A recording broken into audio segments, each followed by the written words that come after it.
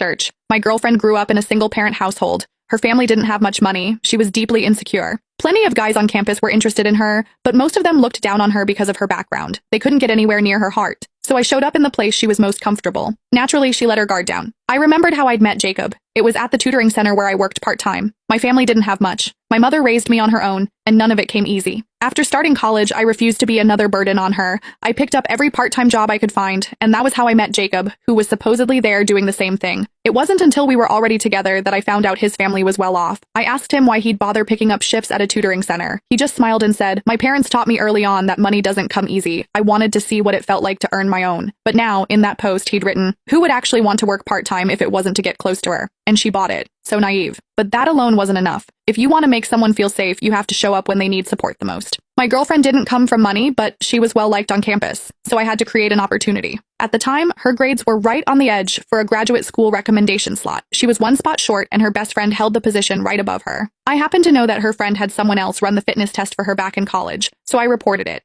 Just like that, my girlfriend got the slot. It was anonymous, of course, but since my girlfriend was the one who directly benefited, suspicion fell on her immediately. Then I pretended I didn't know anything about the recommendation situation. In a casual conversation with some mutual friends, I let it slip that my girlfriend hadn't been job hunting lately and seemed to have new plans. And just like that, everyone was convinced she was the one who done it. The comments were blowing up now. "Dude, don't you realize how disgusting you are? How can you even type this out? Honestly, I don't see the big deal. His girlfriend still benefited. It's just one friend, who cares? And if the friend hadn't cheated on the fitness test, she wouldn't have gotten reported anyway. Am I the only one who feels bad for the friend? She lost a recommendation slot that should have been hers, all because of someone else's game." Something sharp stabbed through my chest. Disgusting. It was so disgusting. If someone asked me what the most painful stretch of my college years was, it would be those weeks when everyone around me kept saying how lucky I was to land that recommendation slot. That period nearly destroyed every good memory I had of college. My best friend was Rachel Fox. She was my roommate. We went to class together, ate together, complained about the cafeteria food together. For practically all 4 years, we were inseparable.